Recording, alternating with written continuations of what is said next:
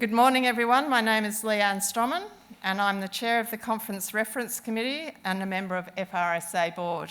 I also work for Centacare in the daytime in WA. I'll be guiding you through today's proceedings. I'd also like to say I'm grateful for John Graham's generous welcome to country yesterday, and I'd like to acknowledge that we're gathering on the lands of the people of the Yugambeh language regions. I pay my respects to elders past, present and emerging, and I'd like to acknowledge all First Nations people here today. I'm delighted to welcome you to day 2 of the FRSA National Conference. We've got a great lineup of speakers to introduce, but before I do that, I'd like to acknowledge all our sponsors, and it's really important that we do acknowledge our sponsors. We wouldn't be here today without them. Firstly, to the Australian Government, Department of Social Services and the Attorney General's Office. Our gold sponsors, Uniting Counselling and Mediation, Interrelate, silver sponsors, Drummond Street Services, the E-Safety Commissioner, Catholic Care Social Services South West Queensland, Orca sponsor is Relationship Australia, mobile office sponsor is Anglicare Australia, conference app sponsor Mallee Family Care, lanyard sponsor CSNet, our exhibitors, Community Data Solutions, Catholic Care Social Services Southwest, Queensland, Our Family Wizard, Interrelate, Emerging Minds, Global Training and Professional Development, E-Safety Commissioner, CSNet, and our reciprocal sponsor and exhibitor, the Australian Institute of Family Studies.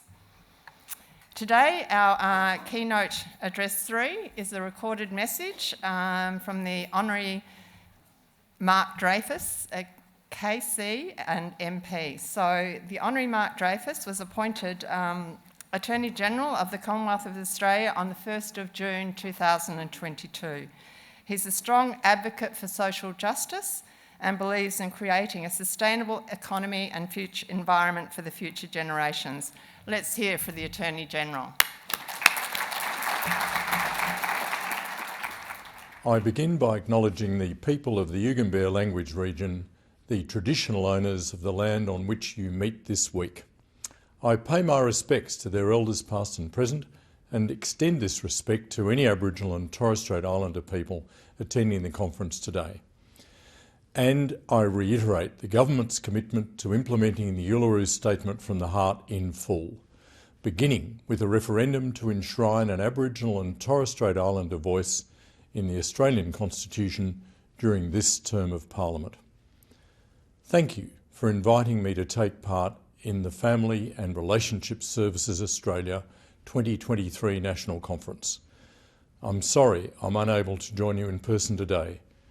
I acknowledge those joining you, including my colleague, the Minister for Social Services, the Honourable Amanda Rishworth MP, Catherine Little, CEO of SNAKE, Michaelia Cronin, Australia's first Domestic, Family and Sexual Violence Commissioner and Chair of the FRSA Board, Glenda Devlin.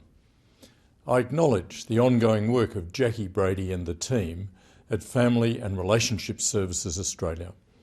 And finally, I want to directly acknowledge every one of you here today. Family Relationship Services support families at a time when they are navigating truly complex, challenging circumstances.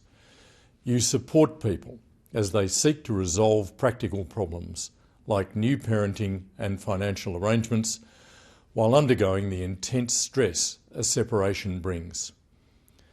Most separations do not end up in the court system, but it is clear that for those that do, the experience can often be more traumatic than it needs to be. In the budget last week, the Albanese government allocated $71 million towards making the family law system safer and simpler for separating parents and their children. These measures included $33.1 million to continue and expand nationally the Family Law Priority Property Pools program. This helps separated couples, including women at risk of domestic or family violence, to achieve quick, fair and affordable settlements in small property disputes via a proven, streamlined court process. $18.4 million to to improve the safety of women and children in international child abduction cases under the Hague Convention on the Civil Aspects of International Child Abduction, and $13.4 million to extend the Lawyer-Assisted Family Law Property Mediation Program, which funds state and territory legal aid commissions to provide legal advice, advocacy and support for vulnerable separating couples to mediate and reach agreement on small value property disputes. This is support that is needed now, but it's clear to the government that reform of the system as a whole is needed to make it safer, more accessible and simpler to use for all Australian families. On the 29th of March, I introduced the long overdue Family Law Amendment Bill 2023. This legislation is based on a simple premise. The Albanese government will restore the best interests of children as the key guiding principle of the family law system. The new laws are informed by the more than 24 inquiries into the family law system over the past 9 years, including the 2019 Australian Law Reform Commission inquiry and the 2021 Joint Select Committee inquiry.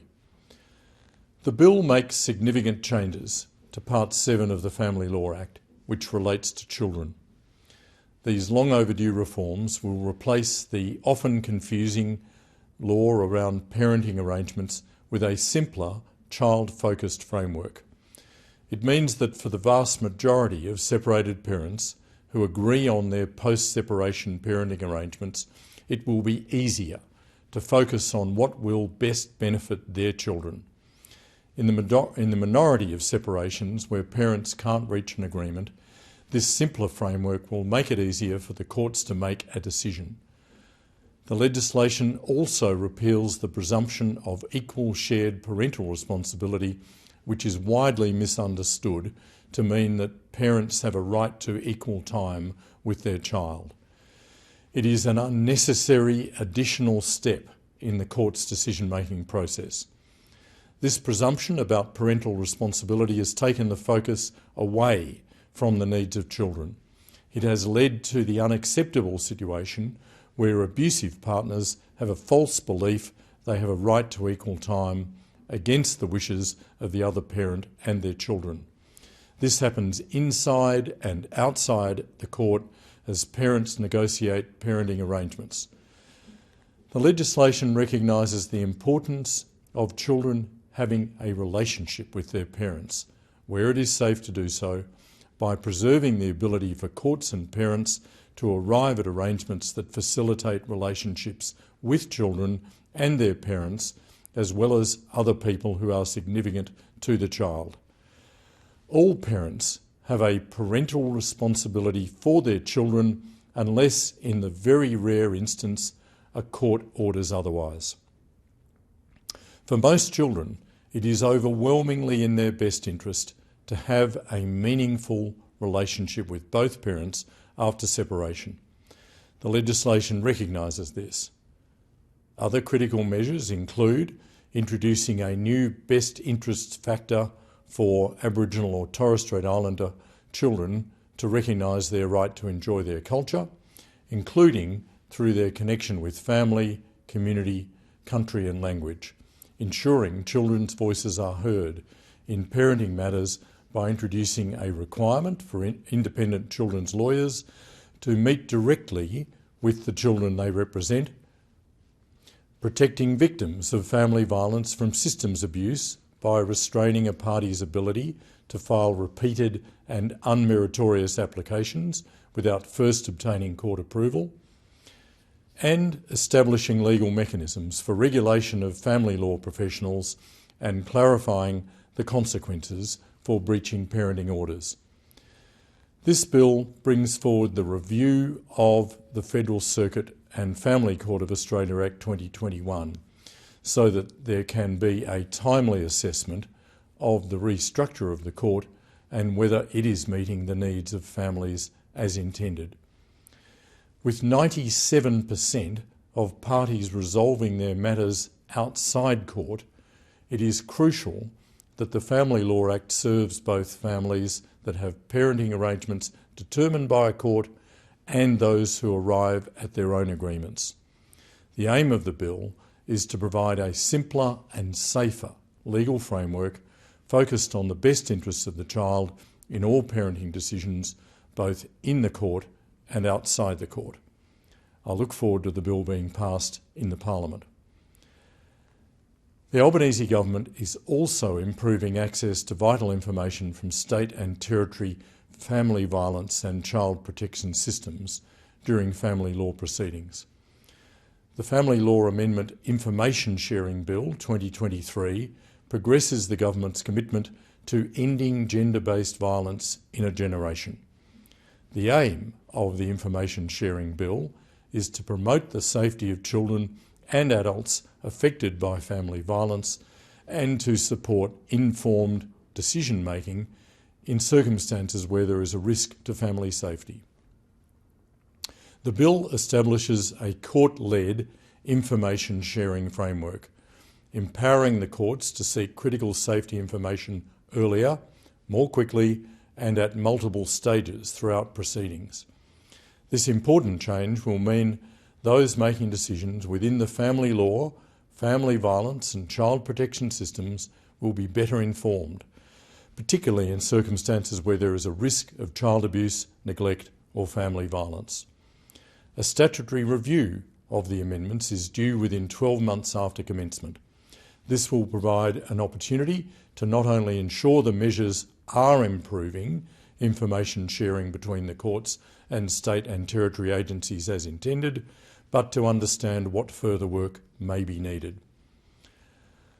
I know many of you attending this conference provide services under the Family Relationships Services Program. My department administers that program. Since its commencement, the FRSP has assisted thousands of families to manage their parenting and other separation issues outside the court process. While there have been many societal changes since the FRSP was introduced in the mid-2000s, the FRSP has remained substantially unchanged. To ensure that the program is meeting the needs of families, I have asked the department to commence a review of the FRSP. For government to effectively support the community, it must understand the community's needs. The challenges families face today should be reflected in program design so we can ensure the services which are most needed are the ones being prioritised. The review will be conducted through the remainder of 2023 and into 2024. It is important we get this right. Part of this will be engagement with you as frontline providers who know the needs of the families coming to you. Your views are important and will be welcomed as part of the review process. I want to reassure you that this is a government that listens. The family law reform currently underway is informed by the voices of many across the sector and multiple reports. Our goal here is to make the system simpler and safer and to ultimately improve the experience of those who rely on it to enter into new stages of their lives. As we progress this reform, we will continue to listen to those who work in the system. Thank you again for your commitment to the sector and the valuable contributions you make to the lives of Australian families. Enjoy your time at the FRSA 2023 National Conference. Thank you.